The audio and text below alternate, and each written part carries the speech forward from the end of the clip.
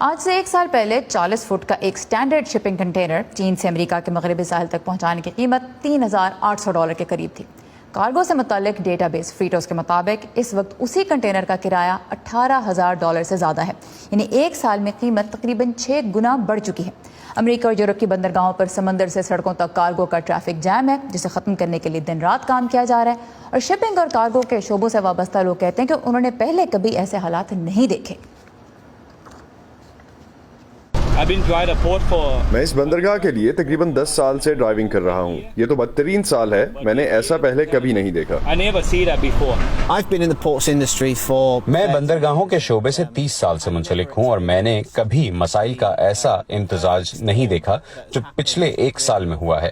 برطانیہ کی یورپی یونین سے علیحدگی، عالمی وبا، سپلائی چین کے مسائل۔ مجھے لگتا ہے سپلائی چین کو بحال ہونے میں کم از کم 1 سال اور لگے گا۔ around supply chains.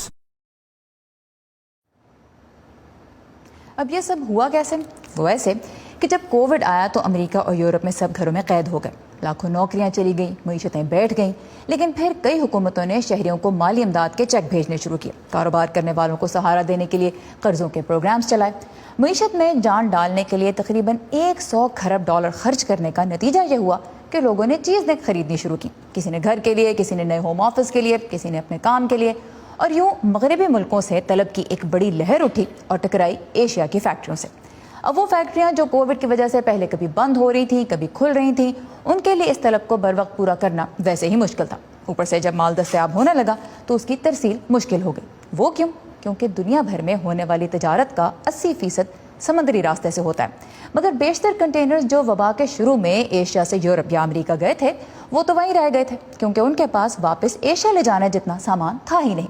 یوں کنٹینرز کی مانگ بھی وقت کے ساتھ بڑھنے لگی اور ان کی قیمت آسمان کو چھونے لگی، اور جب کارگو شپس ایشیا سے یورپ اور امریکہ کی بندرگاہوں پہ پہنچنا شروع ہوئے تو سمندر میں میلوں تک جہازوں کا ٹریفک جام اس لیے پیدا ہو گیا کیونکہ کارگو ٹرانسپورٹ کی کمپنیاں اپنے ہزاروں پورٹ ورکرز، ٹرک اور ٹرین ڈرائیورز کو کووڈ کے دوران کام کم ہونے کی وجہ سے نوکریوں سے پہلے ہی فارغ کر چکی تھیں۔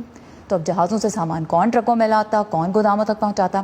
حالیہ جو G20 کا سربراہ اجلاس ہوا اس میں یہی پورا مسئلہ جو ہے بہت اہم موضوع تھا۔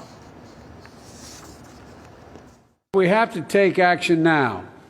Together with our partners in the private sector. ہمیں اس تاخیر کو روکنے کے لیے نجی شعبے میں اپنے ساجھ داروں کے ساتھ مل کر فوراً کچھ کرنا ہوگا، اور پھر ہمیں ایسا آئندہ ہونے سے بھی بچانا ہوگا۔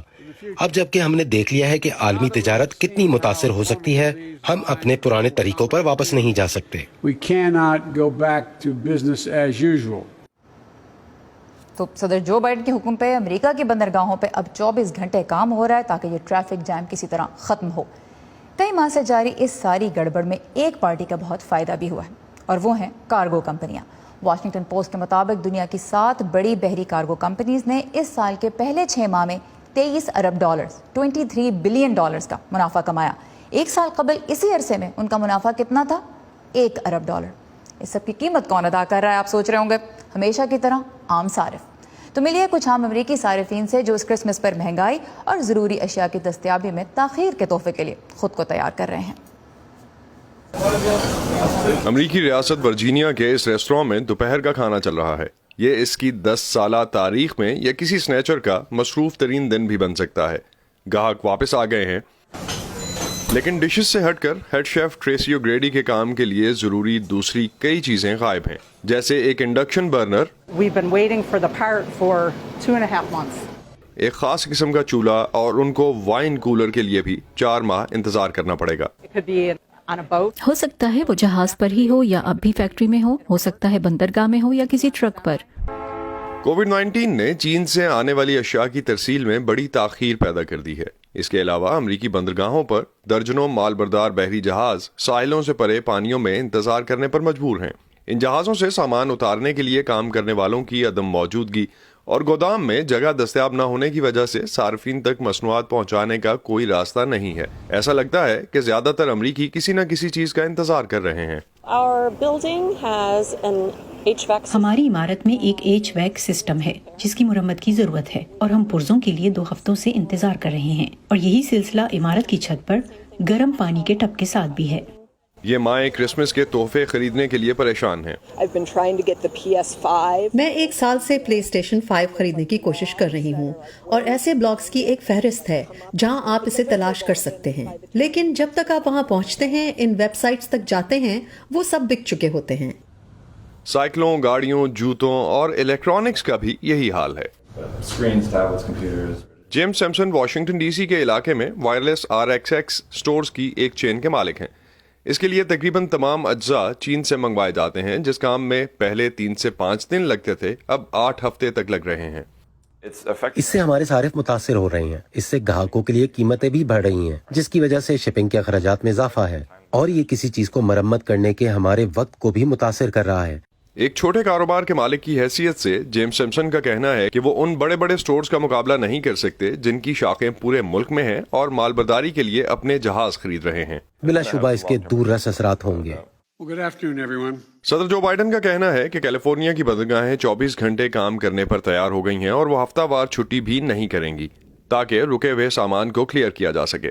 اس کے علاوہ ان کا کہنا ہے کہ امریکہ کو اب امریکہ کے اندر سرمایہ کاری کرنے کی ضرورت ہے۔ Never again should our country. اس وجہ سے کہ کسی پروڈکٹ کو بنانے کے لیے ہماری اس کے خام مال تک رسائی نہیں ہے، ہمارے ملک اور ہماری معیشت کو دوبارہ کبھی بھی ہماری انتہائی ضرورت کی مصنوعات بنانے سے قاصر نہیں ہونا چاہیے۔ شیف ٹریسی اوگریڈی بھی اس سے اتفاق کرتی ہیں، لیکن فی الحال انہیں عالمی معیشت پر انحصار کرنا ہوگا۔ مجھے یہ تو پتہ نہیں ہے کہ یہ ہمارے منافع کو متاثر کرے گا یا نہیں، لیکن یہ یقینی طور پر ہمارے لیے ذہنی تناؤ کا باعث بن رہا ہے، اور یہ مجھے ان کاموں سے دور کر رہا ہے جو کرنے کی مجھے واقعی ضرورت ہے، جیسے کہ اشیاء کے نہ پہنچنے پر ان کی تلاش کی بجائے نئی ڈشز بنانا، جلد سے جلد کھانے تیار کرنا۔ کیرولین پرسوٹی کے ساتھ اسد اللہ خالد، وائس آف امریکہ۔